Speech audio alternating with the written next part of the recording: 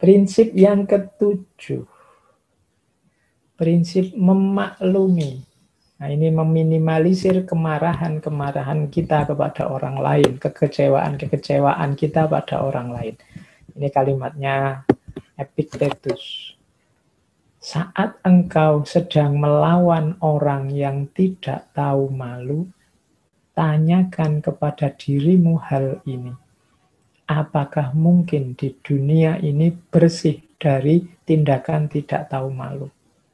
Tidak. Maka jangan mengharapkan sesuatu yang tidak mungkin. Selalu ada orang yang tidak punya malu di dunia ini, dan yang sedang kamu lihat ini adalah salah satunya.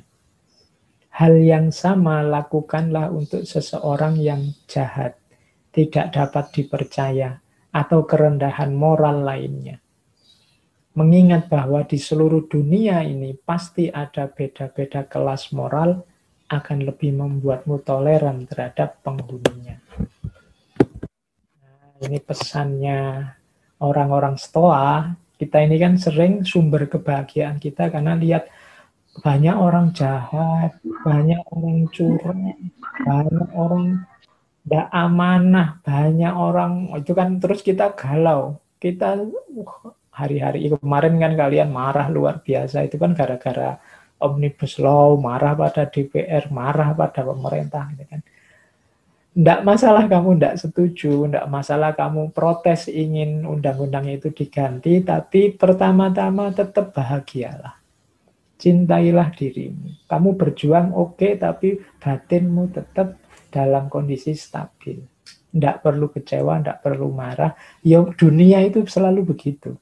Selalu akan ada orang yang tidak tahu malu, selalu akan ada orang yang jahat, selalu akan ada orang yang nabrak tatanan moral, akan selalu ada orang seperti itu. Kalau kalian gelisah karena fenomena seperti ini, kamu tidak bahagia karena kenyataan ini, ya kamu tidak akan bahagia sudah sampai nanti kamu tua, sampai kamu meninggal. Akan selalu ada orang dengan kualitas seperti ini. Tadi di depan ada prinsip terimalah, di antara yang harus kamu terima adalah ya, memang ada orang-orang yang tipenya begini. Memang selalu ada orang yang tipenya. Bukan berarti terus tidak diperbaiki. Yo, ayo kita perbaiki di jalan apapun yang mungkin, tapi dengan tidak mengeruhkan batin kita sendiri. Sambil tetap kita bahagia. Sambil tetap kita nyaman. Tidak harus kita gelisah karena kesalahannya orang lain. Tidak harus kita rusak karena rusaknya orang lain. Marah, kecewa itu kan merusak diri kita. Nah, itu eman-eman kalau kecewamu, marahmu karena jeleknya orang lain. Ya biar saja tetap orang lain yang jelek, kamu jangan ketularan jelek. Jadi, ayo diinget-inget pertama-tama ya kayak kalau kalian ada orang bilang, ya wis biasa, di dunia ini memang begitu. Nah, itu nyaman sudah. Ada yang jahat, ada yang tidak tahu malu, tidak apa-apa. Ayo kita perbaiki sejauh yang kita mampu. Jangan menginginkan yang di luar kemampuanmu, nanti kamu stres lagi, kayak yang di depan tadi. Saya Pak bisa memperbaikinya sampai level ini saja. Ya saya paling bisanya ya sampai protes seperti ini, saya kira sudah. Kalau sampai detail kecil saya tidak bisa Pak, bukan bidang saya. Misalnya kemarin kalian demo terus, ya sudah sekarang kamu yang ngerevisi Omnibus Law-nya ya. Loh enggak, kalau yang itu saya enggak mampu Pak. Saya ngertinya ada yang kurang, ada yang keliru, harus diperbaiki.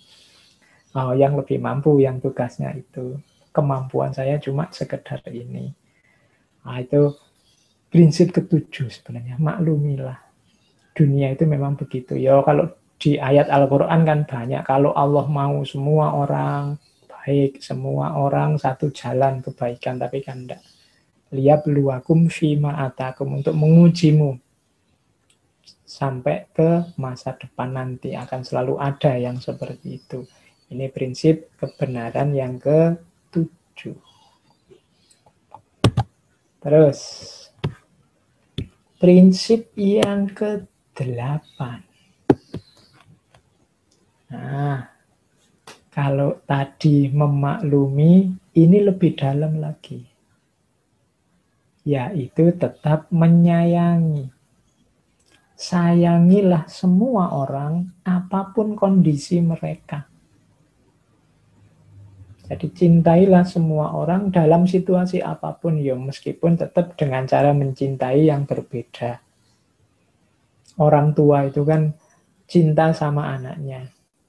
Kalau anaknya salah, diingatkan, kadang dihukum. Kalau anaknya benar, dipuji, didukung. Loh, yang sini mendukung dan memuji, yang sini mengingatkan, menghukum. Ekspresinya beda, tapi tumbuh dari rasa cinta yang sama.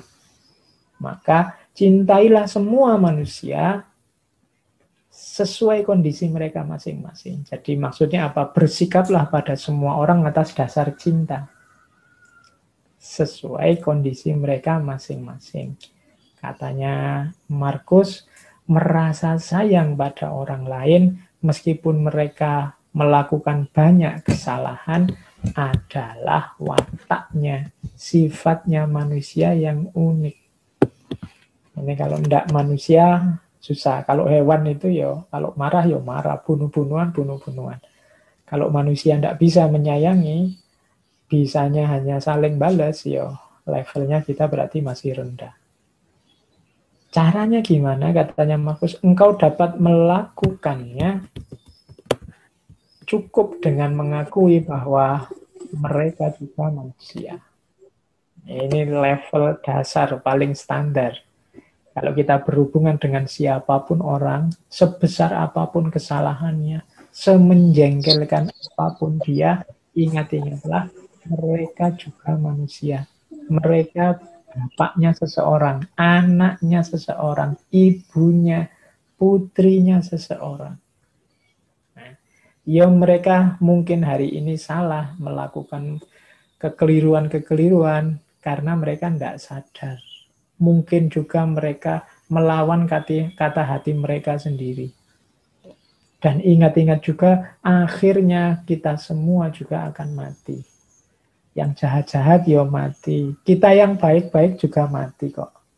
Kita sama dalam status sebagai manusia ini. Jadi termasuk, tapi dia menyakiti saya terus Pak, tapi dia jahat Pak. Nah, katanya Markus, mereka tidak benar-benar menyakitimu. Kenapa? Mereka tidak mungkin melenyapkan kemampuanmu untuk memilih. Engkau disakiti, ya jurus yang tadi dipakai. Enggak, saya enggak merasa tersakiti itu. Engkau dijahati, enggak. Saya maklum, kadang-kadang memang ada kok orang yang jahat seperti itu. Loh, kamu nyaman terus akhirnya. Kalau ini kan enggak bisa diambil orang, kemampuanmu milih yang seperti ini. Mungkin ada orang yang memang dengki padamu, sirik padamu, berusaha menyakitimu. Tapi kan kamu bisa, enggak. Wah, temenmu itu ngomong jelek-jelek tentang kamu. Iya toh? Ya enggak apa-apalah. Mungkin dia gembira dengan ngomong jelek tentang saya. Saya enggak sakit, biasa saja. Saya maklum kadang-kadang ya ada memang orang yang seperti itu. Nah, jadi memaklumi dan tetap menyayangi. Itu kondusif. Kalian nanti akan bisa tetap bahagia.